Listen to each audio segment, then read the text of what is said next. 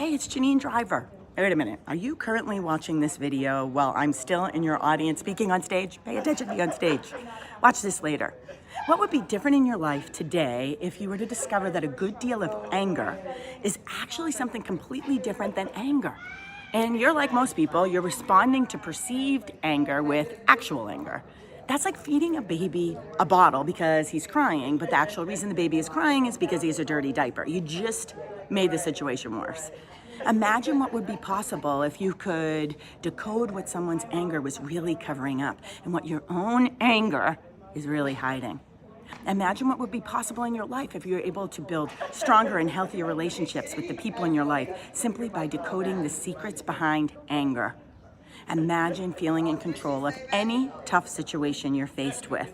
Here's the deal. Fear often shows up as anger.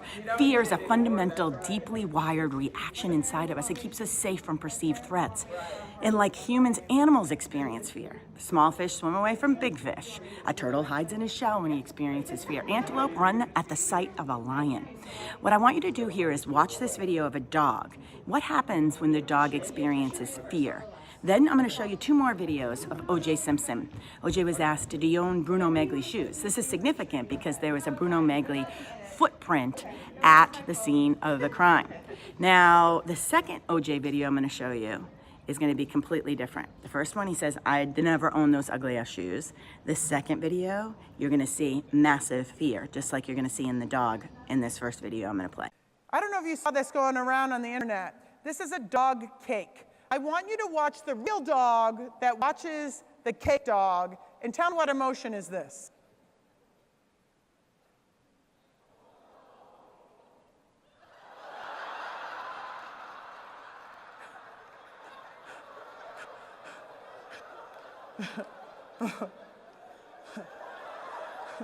What emotion is that? That's fear, right?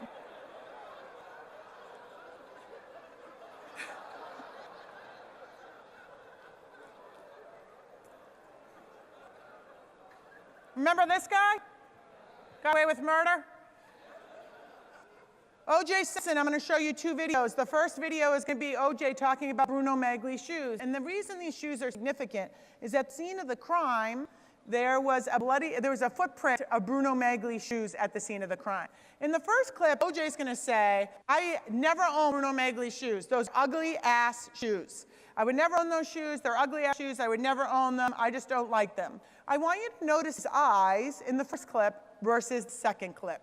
In the second clip, O.J. is going to be shown a picture of himself. It's so fun to watch because he's walking on the football field and dressed in a suit. And what kind of shoes do you think's on O.J.?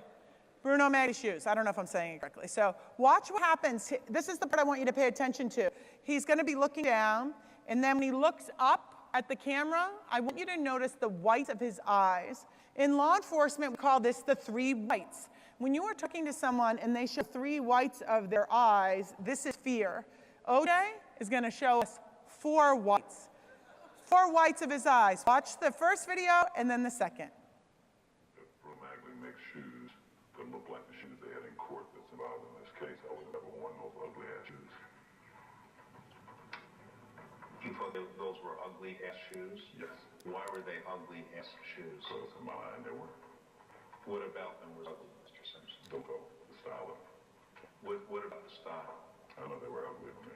Aesthetically, I thought that they were ugly, and I guess beauty is in the eye of the beholder, and to me they were ugly shoes. That review looking at Exhibit 1, correct? It appears to be me, yes.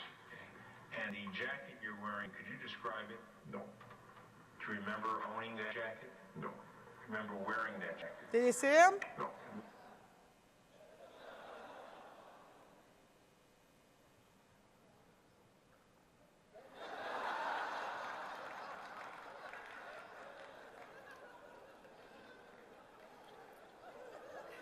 Why should you care about these emotions, you may be thinking in your head? Excuse me, Janine, why should we care about these emotions? You should care because body language shows up to 5 seconds before someone thinks it. So we can see how someone feels before their brain is registering how they feel. Did you ever tell someone something and you could tell they're angry before they know they're angry? Hey, listen, I just want to let you know I can't come to Thanksgiving again this year. And you're like, yeah, not a problem. Not a problem. Your lips disappear and your friend goes, are you angry? I tell you you're angry. I'm so sorry. There's nothing I could do. I could tell you're angry. They're like, no, not angry. No, not. And then like 4 seconds later, they're like, damn right I'm angry. You're damn right. We see it before they think it. Body language shows up to 5 seconds before our brain registers it. Now, my son Angus, I told you about Angus. He has learning differences. And when Charlie and Jack were babies, I travel a lot. And I was gone for about 9 days or so. And I came home, and Angus was at a baseball game up here at the Nationals with my husband, Leaf. We all live in Alexandria, Virginia, outside of Old Town area. And it's about 8:30, 9 o'clock at night, and in comes Angus. And I'm so excited to see him. Charlie and Jack are in bed. And Angus comes up the stairs. We have a split-level house if we were to visit.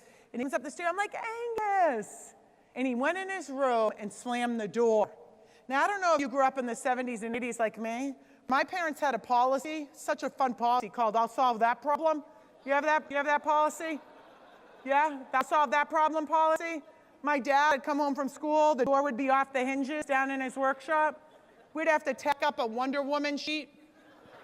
Do you ever try knocking on a Wonder Woman sheet? It's like, not a lot of privacy when people are coming in. But Maya Angelou used to say, what? When you know better, you do better. And see, what I know is that fear that we see on OJ's face, fear when it shows up in alpha males, any males, alpha females, any males, alpha females, fear when it shows up, it'll often show up as anger. It often shows up as anger. Anger is a secondary emotion for sadness. Anger is a secondary emotion for fear. So I know better. So I didn't go in when Angus walked by, I didn't speak and slammed the door. I didn't go in saying, I'll solve that problem. I went in instead, and he has a bunk bed.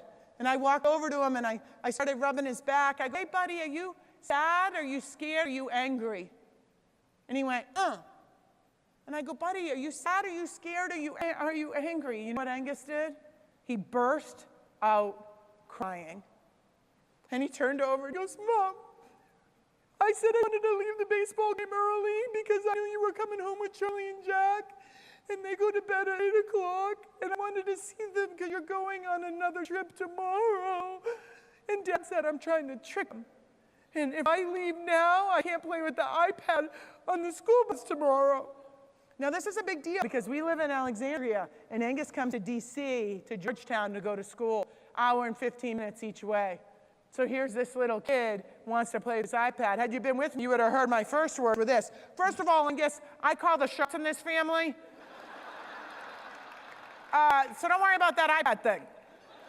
You can totally use the iPad. And secondly, I have no problem waking up Charlie and Jack because they've been missing you as much as you've been missing them. I can get them back to sleep, buddy.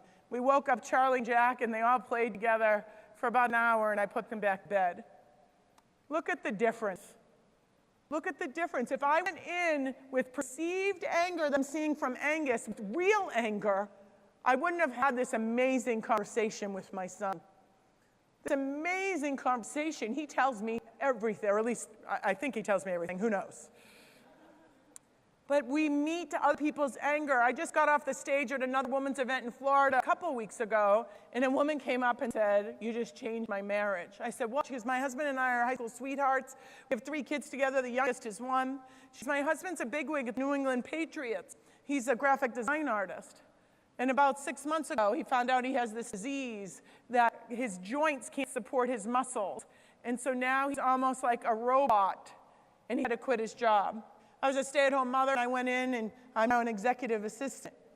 And my husband is yelling at me every day, you work too hard, you're never here, I'm doing it all. And I just asked him to get separated.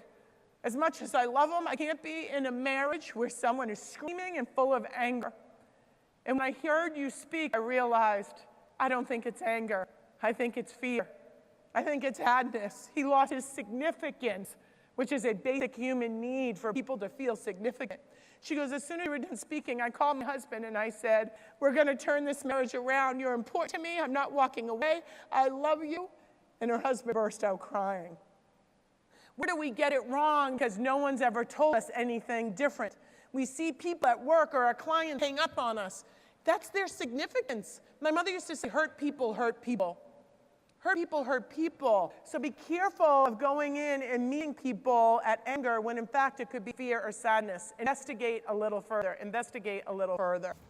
I challenge you to take these 3 steps moving forward. Step 1, ask yourself, how would you respond differently if you knew that the angry person in front of you is really feeling sad, scared, rejected, powerless, unimportant, accused, guilty, untrustworthy, devalued, or unlovable? Would you respond differently to each of those? Step 2, investigate your own anger triggers. Yeah, it's time to investigate yourself. The last time you unleashed your anger towards your kids, your coworker, your boss, your significant other, your mother-in-law, the stranger in the grocery store, your best friend, what was really going on inside of you? When you ask that question, ask it a second time. Wait a minute, what was really going on? Step 3, the next time you feel angry, crack your code. Crack the code behind that anger. What is really going on internally for you? When you begin to label it, instead of the emotions taking over, instead of anger taking over, this whole entire, oh my gosh, I'm so angry, I need to survive, I need to keep people away from me. When you begin to label what it really is, now you're driving the car again, because you're operating from the part of your brain, the neocortex, that's driving the vehicle. This is back at homeostasis, where we make smarter decisions, where we end up having amazing relationships. We end up having significance. We end up being respected and trusted. And we have deeper, more meaningful relationships with the people in our life. We begin to feel like we matter, and they begin to feel like they matter. My name's Janine Driver. I hope you enjoyed this course.